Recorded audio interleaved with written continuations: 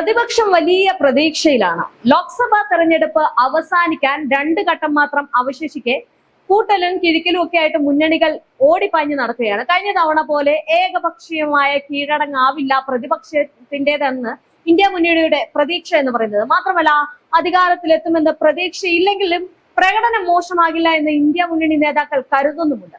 കഴിഞ്ഞ തവണ പടയെന്ന് തകർന്നടിഞ്ഞ ഉത്തരേന്ത്യയിൽ മികച്ച തിരിച്ചുവരവാണ് മുന്നണി ഇത്തവണ പ്രതീക്ഷിക്കുന്നത്. ദക്ഷിണേന്ത്യയിലാവട്ടെ കൂടുതൽ സീറ്റും മുന്നണിക്ക് കണക്ക് കൂട്ടുന്നുണ്ട്. ഇത്തവണ 200 മുതൽ 225 സീറ്റ് കിട്ടുമെന്നാണ് ഇന്ത്യ മുന്നണിയുടെ കണക്കുകൂട്ടൽ. ദക്ഷിണേന്ത്യയിൽ 70 മുതൽ 85 വരെ സീറ്റും പ്രതീക്ഷിക്കുന്നുണ്ട്. ഉത്തരേന്ത്യ അടക്കം മറ്റിടങ്ങളിൽ 130 മുതൽ 140 വരെ സീറ്റുകളാണ് പ്രതീക്ഷിക്കുന്നത്. രാഷ്ട്രീയ നിരീക്ഷകർ ഈ കണക്കുകൾ തള്ളിക്കളയുന്നില്ല. 2019 നിന്നും വ്യത്യസ്തമായി ബീഹാർ, മഹാരാഷ്ട്ര, ഉത്തർപ്രദേശ് എന്നിവിടങ്ങളിൽ മികച്ച പ്രകടനം നടത്തുമെന്ന് നേതാക്കൾക്ക് ഒരു ആത്മവിശ്വാസമുണ്ട്. യുപിയിൽ BJP വിജയിച്ച സീറ്റിൽ 15 എണ്ണമെങ്കിലും തിരിച്ചു പിടിക്കാമെന്ന കണക്കുകൂട്ടലുമുണ്ട്. മാത്രമല്ല, ഈ മഹാരാഷ്ട്രയിലും ബീഹാറിലും പകുതി എണ്ണത്തിൽ വിജയിക്കുമെന്നും ഒരു ഉറപ്പായി. കഴിഞ്ഞ ദിവസം നമ്മൾ വിട്ട റിപ്പോർട്ടുകളൊക്കെ പ്രകാരം അവിടെ വലിയ രീതിയിലുള്ള മുന്നേറ്റമുണ്ട്. ഇനി നോക്കുകയാണെങ്കിൽ പശ്ചിമ ബംഗാളിൽ മമതയും മികച്ച പ്രകടനം തുടരുമെന്നും പ്രതീക്ഷിക്കുന്നു. മമതയുടെ മനംമാറ്റം തന്നെ വലിയ ഒരു പ്രതീക്ഷ നൽകുന്ന കാര്യമാണ്. ഇനി കോൺഗ്രസും ഇത്തവണ വൻ തിരിച്ചുവരവ് നടത്തുമെന്നാണ് കണക്കുകൂട്ടൽ. ഈ ദക്ഷിണേന്ത്യയിൽ നിന്ന് മാത്രം കഴിഞ്ഞ തവണ ആകെ കിട്ടിയ സീറ്റ് എണ്ണം പിടിക്കാമെന്നും പാർട്ടിക്ക് കണക്ക് കൂട്ടുന്നുണ്ട്. ആകെ സീറ്റ് 100 എത്തും എന്നാണ് പാർട്ടി പ്രതീക്ഷിക്കുന്നത്. ഈ ദക്ഷിണേന്ത്യയിൽ 50 സീറ്റും ഉത്തരേന്ത്യ അടക്കം മറ്റിടങ്ങളിൽ നിന്നായി 50 സീറ്റും കിട്ടുമെന്നാണ് പ്രതീക്ഷ. ആകെയുള്ള അംഗസംഖ്യയുടെ 10% നേടിയാലാണ് ഔദ്യോഗികമായി പ്രതിപക്ഷ നേതൃസ്ഥാനം ഒരു പാർട്ടിക്ക് ലഭിക്കുവാൻ അവകാശമുണ്ടാകാം. അതിനുവേണ്ടി തന്നെയാണ് പരിശ്രമിക്കുന്നത്. അതിനാവശ്യമുള്ള 55 സീറ്റുകളാണുള്ളത്. ഉറപ്പായും സഖ്യം നേടുമെന്ന വിശ്വാസവും ഉണ്ട്. ഇതിന് നേടിയാൽ തന്നെ രാജ്യത്തിന്റെ പ്രതിപക്ഷ നേതാവാകുവാനുള്ള അവസരമാണ് രാഹുൽ ഗാന്ധിക്ക് ലഭിക്കുന്നത്. ഈ 2014-19 കോൺഗ്രസിന് ലഭിച്ചത് 55 സീറ്റുകളിൽ താഴെയാണെങ്കിൽ തന്നെയും 2 മോദി സർക്കാരിനുള്ള കാലത്ത് ഔദ്യോഗിക പ്രതിപക്ഷ നേതാവ് ഉണ്ടായിരുന്നില്ല.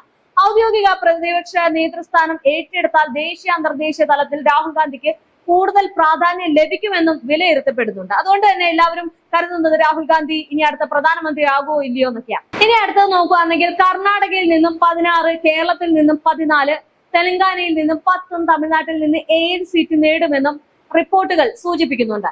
ഈ YS ഷർമിളയുടെ കരുത്തിൽ 3 സീറ്റുകളെങ്കിലും ലഭിക്കുമെന്നും പാർട്ടി കണക്ക് കൂട്ടുന്നുമുണ്ട്. ഈ ഉത്തർപ്രദേശിലും മധ്യപ്രദേശിലും രാജസ്ഥാനിലും മഹാരാഷ്ട്രയിലും ഡൽഹിയിലും ഛത്തീസ്ഗഡിലും ഹരിയാനയിലും ഭേദപ്പെട്ട പ്രകടനം കാഴ്ചവെക്കാം എന്നും കോൺഗ്രസ് കണക്ക് കൂട്ടുന്നുണ്ട്. ഹരിയാനയുടെ വിഷയം നമ്മൾ പറഞ്ഞാണ്, ഹരിയാനയുടെ തെലുങ്കിന്റെ ഒക്കെ വിഷയം പറഞ്ഞാണ്. ഇനി ഇന്ത്യ മുന്നണിയുടെ BJPയുടെ നേതൃത്വം നൽകുന്ന NDA മുന്നണിയുടെ ഭാഗമല്ലാതെ മത്സരിക്കുന്ന പാർട്ടികളുണ്ട്. ഒഡീഷയിൽ നവീൻ പട്നായിക്ക് നേതൃത്വം നൽകുന്ന ബിജു ജനതാൽ, ആന്ധ്രയിൽ YSR കോൺഗ്രസ്, തെലങ്കാനയിൽ ചന്ദ്രശേഖർ റാവു നേതൃത്വം നൽകുന്ന BRS, ഉത്തർപ്രദേശിൽ മായാവതി നേതൃത്വം നൽകുന്ന BSP എന്നിവരാണ് ഇത്തരം സ്വതന്ത്ര പാർട്ടികളിൽ പ്രമുഖരായിട്ടുള്ളവർ. നിലവിൽ രാഷ്ട്രീയ സാഹചര്യത്തിൽ ഒഡീഷയിൽ നിന്നും നവീൻ പട്നായിക്കും ആന്ധ്രയിൽ നിന്ന് YSR കോൺഗ്രസും മാത്രമേ കാര്യമായ നേട്ടം പ്രതീക്ഷിക്കേണ്ടതുള്ളൂ എന്നാണ് വിലയിരുത്തേണ്ടത്.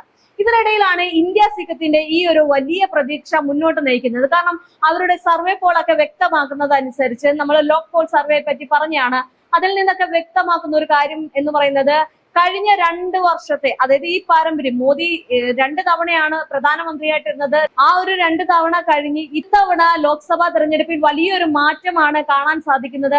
മാത്രമല്ല, ഇന്ത്യ മുന്നണിയുടെ വളർച്ച കുത്തനെ ഉയർന്ന രീതിയിലേക്കും പോയിട്ടുണ്ട്. ഇതൊക്കെ തന്നെയാണ് ഇപ്പോൾ നടന്നുകൊണ്ടിരിക്കുന്നത്. അതുകൊണ്ട് ഒരു പക്ഷേ അധികാരത്തിൽ ഇനി ഇന്ത്യ മുന്നണി വരികയാണെങ്കിൽ പ്രധാനമന്ത്രി രാഹുൽ ഗാന്ധി ആകും എന്നതിൽ സംശയമില്ല. കാരണം അതിനുള്ള യോഗ്യത ഏറ്റവും കൂടുതൽ രാഹുൽ ഗാന്ധിക്ക് തന്നെയാണുള്ളത്.